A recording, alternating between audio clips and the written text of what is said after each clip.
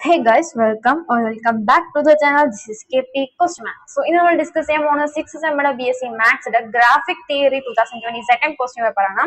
So, section A എന്ന് പറയുന്നത് ഇതിൽ 8 questions ചെയ്ത ഓരോ questions 3 മാർക്കാണ് carry ചെയ്യുന്നത്. So, first question, find number of edge of k, m, n. Number of edges കണ്ടെത്തി കൊടുക്കുക. Second one, draw the graph k6 minus v where v is any vertical in k6. 3. Draw a 4 regular graph with 10 vertices. 10 vertices ഉള്ള ഒരു 4 regular graph വരച്ചു കൊടുക്കാം. Fourth one, define intersection of two graphs. രണ്ട് ഗ്രാഫ്സിന്റെ ഇന്റർസെക്ഷനെ കുറിച്ച് define ചെയ്ത് കൊടുക്കാം. And the fifth one, let G be a simple graph in which there is no pair of adjacent edges. അതായത് G പറയുന്ന ഒരു സിമ്പിൾ ഗ്രാഫ് ആണ്. ആ ഒരു സിമ്പിൾ ഗ്രാഫിൽ ഒരു പെയർ adjacent edge പോലും ഇല്ലാത്ത ഒരു സിമ്പിൾ ഗ്രാഫ് ആണ് G പറയുന്നത്. What can you say about the degree of the vertices in G? അങ്ങനെയുള്ള ഈ G പറയുന്ന ഈ ഒരു സിമ്പിൾ ഗ്രാഫിലും verticesന്റെ ഡിഗ്രീനെ എന്താണ് നമ്മൾ പറയാന്ന് ചോദിച്ചിട്ടുണ്ട്. Next, sixth one, draw the graph K 2, 3, 3. Seventh one, define eccentricity and radius. Eccentricity and radius ne kuറിച്ച് define ചെയ്തു കൊടുക്കാം. Eighth one, draw Peterson graph and find the trial of length 5. Peterson graph വരച്ചു കൊടുക്കുക. അതിന്റെ ഒപ്പം തന്നെ length 5 നെ കണ്ടെത്തിയും കൊടുക്കാം. Ninth one, when you can say that the complete graph k n comma n is greater than or equal to 3 is Euler justify. അതായത് എപ്പോഴാണ് നമ്മൾ ഒരു കംപ്ലീറ്റ് ആയിട്ട് ഒരു graph k n comma n greater than or equal to 3 എന്ന് പറയുന്നത് Euler ആണെന്ന് പറയാം. Prove that any subgraph of a planar graph is planar. അതായത് ഏതൊരു സബ്ഗ്രാഫിന്റെയും planar graph പറയുന്നത് planar ആയിരിക്കും. Next, 11th one, k of g for a length. ഇവിടെ ഒരു ഗ്രാഫ് കൊടുത്തിട്ടുണ്ട്. ആ ഒരു ഗ്രാഫിന്റെ k of g കണ്ടെത്തി കൊടുക്കാം. 12th one, how many different Hamiltonian cycles does kn have? kn എത്ര Hamiltonian cycles ഉണ്ടാകും? 12th one. Next, second section B, ഇതിൽ 5 questions ചെയ്ത ഓരോ questions 5 മാർക്കാണ് carry ചെയ്യുന്നത്.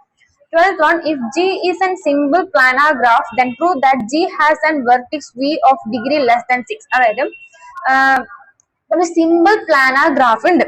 അങ്ങനെയാണെങ്കിൽ G പറയണതിന് വെർട്ടിസ് V ഡിഗ്രി ആറിനേക്കാളും കുറവായിരിക്കും എന്ന് പ്രൂവ് ചെയ്ത് കൊടുക്കാം.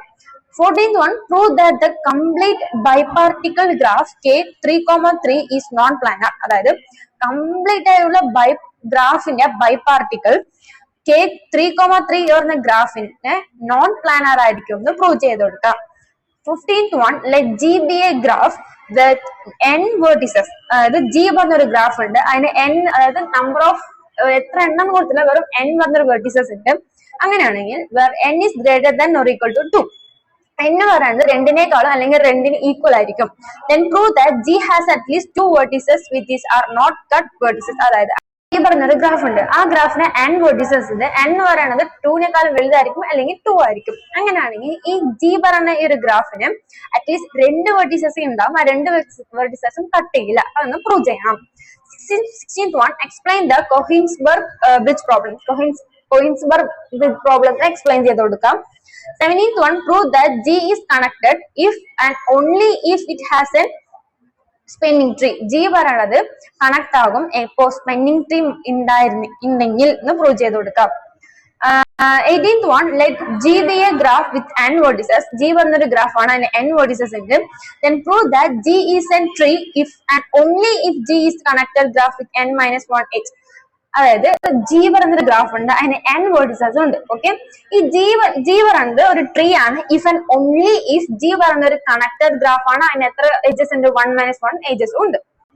19th one ആണ് define adjacency matrix of a graph G, and the second one incidence matrix of a graph G, and find the adjacency and incidence matrix of a following graph G.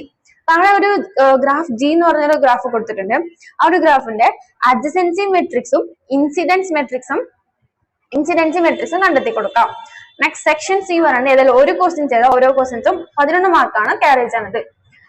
20th one, prove that the following. ഇവിടെ താഴെ ഒരു 2 statement കൊടുത്തിട്ടുണ്ട്, അതിന് രണ്ടും prove ചെയ്ത് കൊടുക്കാം. That is, a connected graph G has an Euler tail if and only if it is almost 2 odd vertices.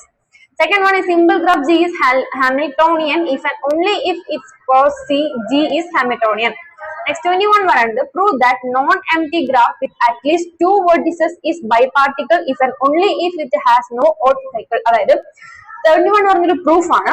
ഒരു non empty ഗ്രാഫിൽ അറ്റ്ലീസ്റ്റ് 2 വെർട്ടീസ് എങ്കിലും ബൈപാർട്ടിക്കിൾ ആയിരിക്കണം. ഇഫ് ആൻഡ് ഓൺലി ഇഫ് അതിനൊരു ഒരു ഓഡ് സൈക്കിൾ പോലും ഇല്ലാത്തത്.